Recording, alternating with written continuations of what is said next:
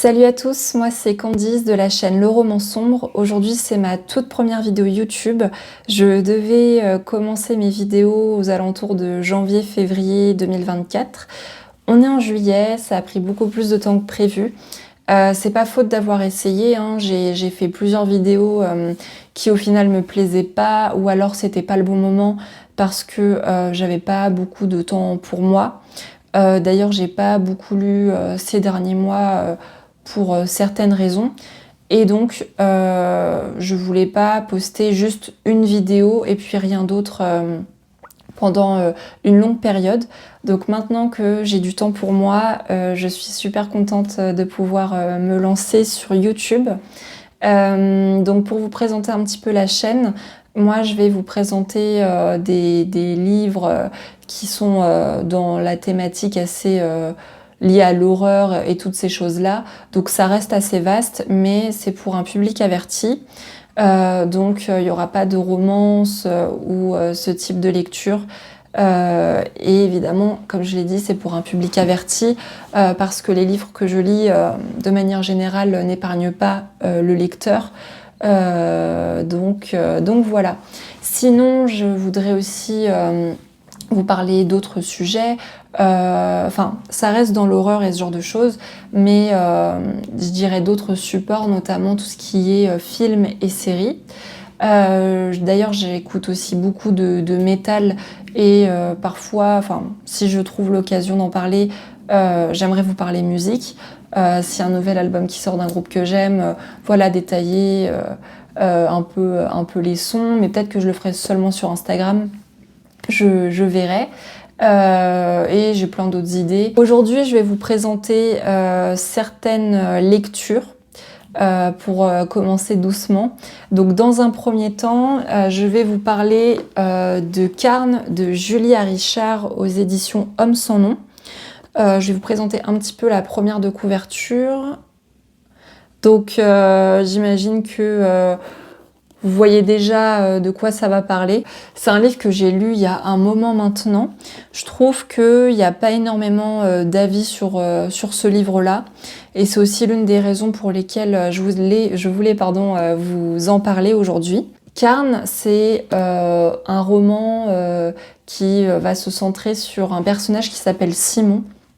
Simon, c'est vraiment Monsieur Tout-le-Monde.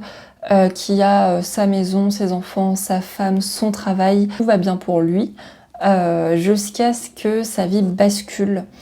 En effet, en fait, Simon va avoir quelques symptômes qui vont le gêner dans son quotidien. On va avoir des pertes de mémoire, des choses aussi qui vont se développer à l'intérieur de lui. Il va tenter de camoufler tout ça par des mensonges, mais le problème est le suivant, ces symptômes prennent tellement de place dans sa vie que ça va être très compliqué pour lui de vivre sa vie normalement. Simon, il va tout simplement avoir envie de manger des gens. J'ai pas envie de vous spoiler et de donner tous les détails, mais ça parle d'une histoire de zombies. Mais à l'inverse d'une histoire de zombies qui pourrait être assez banale, c'est-à-dire des zombies qui ont été réanimés à la suite de la mort de l'humain, n'ont pas de cervelle et ne pensent qu'à manger. Ici, c'est pas du tout le cas. Chez Simon, il est toujours vivant, il a toujours ses sentiments et il a ces symptômes-là. C'est une figure du zombie que j'ai beaucoup appréciée de la part de l'autrice. Et il faut savoir aussi que dans ce livre, on a la forme en tout cas qui est assez originale. On a les chapitres qui ne se suivent pas. Ici, on va avoir -3 par exemple. Et quand on remarque la page d'après, enfin le chapitre d'après, pardon, on est au chapitre -6. À un moment donné, on tombe sur un chapitre 433. Enfin voilà, ça se suit pas du tout. Faut bien suivre dans l'histoire, mais c'est quand même écrit de manière... Enfin, l'écriture, elle est assez fluide, le rythme aussi. Et je trouve justement que ça rajoute un côté intriguant au livre. Donc pour ma part, j'ai beaucoup apprécié. Dans le livre, on retrouve aussi pas mal d'humour absurde et ce genre de choses. Je trouve que ça prend un peu trop de place parfois, parce qu'en fait on a l'autrice qui des fois sort un peu du roman pour nous expliquer quelque chose, donc c'est un peu... parfois c'est un peu trop, mais ça reste très bien dans l'ensemble. D'ailleurs, en parlant d'humour, quand on regarde sur la 4e de couverture, on a un Miam score et ce genre de choses, penser penser au tri, pardon. Alors c'était une très bonne lecture, vraiment. Mais moi, le seul petit hic, c'est la fin de l'histoire que j'ai pas trop appréciée. Je l'ai pas trouvée assez originale. Moi, j'étais persuadée que la fin, elle allait être autrement. Et au final, c'était pas le cas. C'est pas un coup de cœur en raison de la fin, mais c'était une très bonne lecture quand même. Ensuite, j'aimerais vous parler du tome 1 et du tome 2 d'Insane Cravey, écrit par Jean-Laurent Delacroix. Ce sont des livres qui m'ont été envoyés par l'auteur, donc s'il regarde cette vidéo, je le remercie encore. D'ailleurs, en recevant le colis, on avait vraiment un colis complet avec plein d'objets qui étaient en lien évidemment avec les histoires, surtout le tome 2, et j'ai trouvé ça super chouette. Donc encore une fois, merci beaucoup Jean-Laurent pour cet envoi.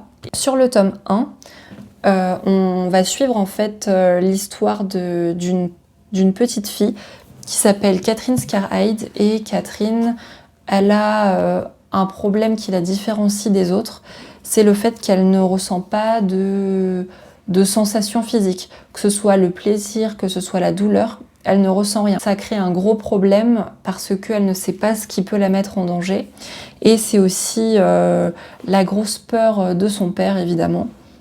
Et Catherine a une deuxième différence, c'est qu'elle est vraiment très belle. Donc, comme je l'ai dit, on va suivre l'histoire de cette petite fille qu'on va voir grandir au fur et à mesure jusqu'à son adolescence. Et en fait, le problème de Catherine, en plus de tout ça, c'est qu'elle est sous l'emprise de son père. J'ai pas envie de spoiler tout le livre pour vous laisser le plaisir de le découvrir par vous-même. Et en plus de cette emprise qu'exerce son père sur elle, on a tout ce qu'elle va subir à l'école et dans le monde extérieur de manière générale. Pour moi, c'est un personnage qui est très bien écrit. On a vraiment envie d'être là pour elle et de l'aider. Donc pour moi, c'était vraiment un excellent premier tome. Pour parler un petit peu de la forme, du style, c'était très bien rythmé, c'était très rapide. De toute façon, le livre, il fait un petit peu plus de 200 pages. Donc il se lit vraiment très vite. Je l'avais lu en un jour, je crois, mais vraiment, c'est un livre qu'on lâche pas. Donc je le recommande. Par rapport au tome 2, qui est nettement plus gros, ça n'a rien à voir. Alors, il y a des différences et des ressemblances. Pour vous parler un petit peu de la première de couverture, elle est différente de la première. Elle a toujours ce côté sombre, je trouve. Mais moi, en ayant vu la première de couverture du deuxième tome, j'ai tout de suite pensé à Matrix. Quand on suit Catherine dans ce deuxième tome, elle se réveille 20 ans après. Dans le premier tome, on termine en 2020 et ici, on commence en 2040. Donc il y a 20 ans qui séparent le premier tome du deuxième et beaucoup de choses ont changé. Catherine est tout simplement devenue une gynoïde. Elle n'a plus d'enveloppe charnelle. On a le monde de manière générale qui a changé de par toutes les nouvelles technologies qui se sont développées. Beaucoup ont remplacé l'homme. Donc voilà. Au niveau du premier tome, c'est vraiment beaucoup de torture psychologique, de la découverte d'une petite fille qu'on voit grandir et qu'on va suivre et on va espérer qu'elle s'en sorte. Et dans le deuxième tome, c'est la quête identitaire de Catherine et de tous les problèmes sociétaux qu'elle va découvrir et qu'on va suivre nous aussi.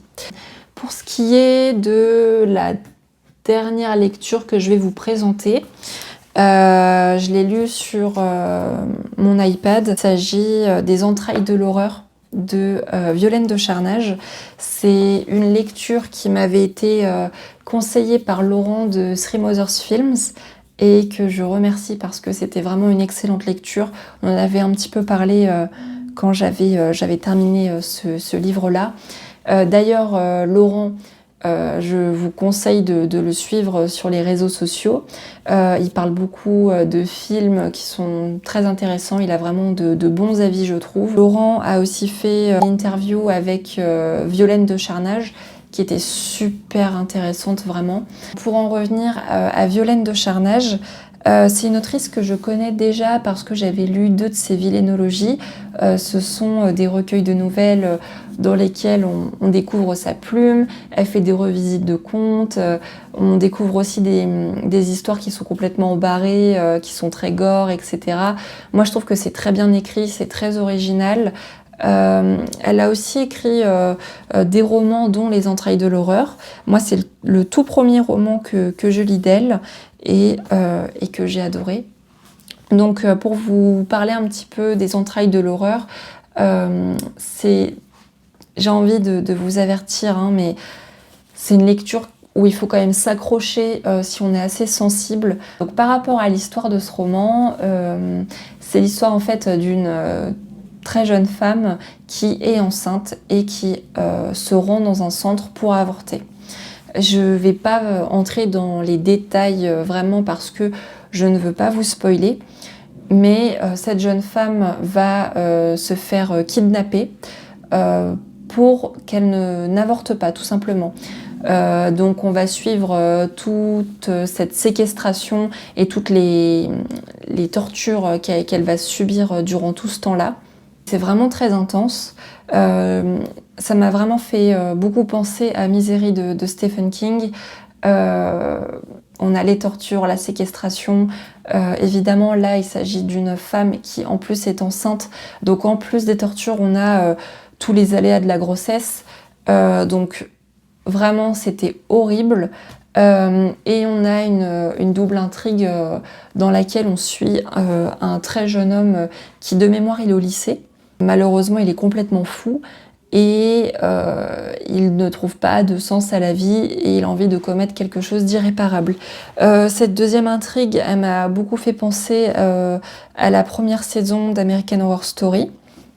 Et ensuite, on va voir comment la première et la deuxième intrigue vont se rejoindre sur la fin. Comme j'ai dit, moi, c'était une très bonne lecture. Les chapitres, ils sont relativement courts. En fait, on s'ennuie pas.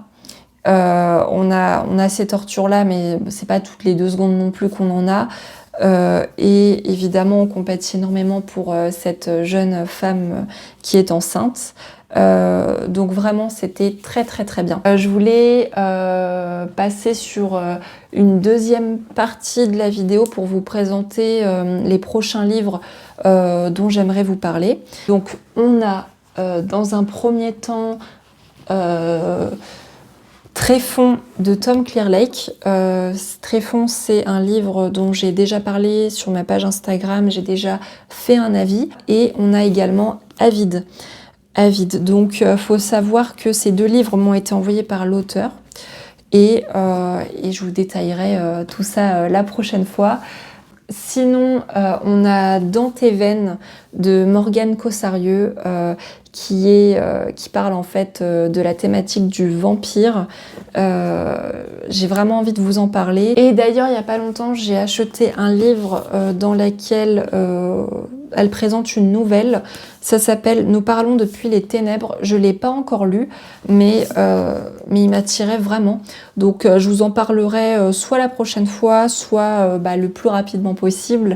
Donc voilà. Il y a aussi une autre autrice dont j'aimerais vous parler. Il s'agit de Eva Joyce. On a le tome 1 et le tome 2. Donc Le rap de Proserpine et La tour de Babel. Dans ces livres-là, ça parle aussi de vampires. C'est vraiment pour moi un gros coup de cœur. Tout simplement parce que le vampire qu'elle nous propose, c'est pas du tout le vampire à la Twilight ou toutes ces choses-là. C'est vraiment un vrai vampire qui a sa part sombre, sa part absolument horrible et sans humanité. Et on suit aussi d'autres personnages. Ça parle aussi de loup-garou. En tout cas, j'ai vraiment envie de parler d'Eva Joyce. D'ailleurs, j'en avais un peu parlé durant l'interview avec Laurent, mais tout simplement parce que je trouve que c'est une autrice qui mérite vraiment d'être lue. Sinon, ça c'est plus des sujets de vidéos que j'ai envie de faire et pas des lectures que je présenterai forcément la fois prochaine. J'aimerais vraiment faire un point sur Lovecraft. Pour mon anniversaire de cette année, j'avais reçu ce livre de la part de mon frère. Je suis super contente. Il est vraiment magnifique. On a des illustrations à l'intérieur que je vais vous montrer. Donc c'est vraiment un livre sublime. Et en plus de ça, j'ai aussi envie de vous parler de ces mangas-là. Là, ils sont pas tous au complet, j'en ai encore d'autres. Et voilà, j'aimerais faire un point sur tout ça. Sinon, je viens de mettre ces mangas-là, ce sont des mangas de Junji Ito. On a Zone Fantôme 1 et 2, Le Déserteur, L'amour et la mort, Remina, Carnage, Tomie et Spirale. J'en ai d'autres encore que j'ai pas mis ici et j'aimerais vraiment vous faire un gros point sur Junji Ito. J'ai aussi le dernier Stephen King, You Like It Darker. Il y a pas longtemps, on avait Oli qui était sorti en français. Pour ce qui est de Oli, j'aimerais vraiment vous faire une vidéo qui retrace toutes les histoires qui se suivent, notamment Carnet Noir, Fin de Ronde, Si ça saigne, etc. Donc celui-là, j'en parlerai peut-être durant la fin de l'été, quelque chose comme ça. J'ai vraiment envie de prendre mon temps pour le lire. C'est un recueil de nouvelles et je suis super contente parce que apparemment il y a la suite de Cujo. Cujo, c'est pour la petite histoire le tout premier Stephen King que j'ai lu de ma vie.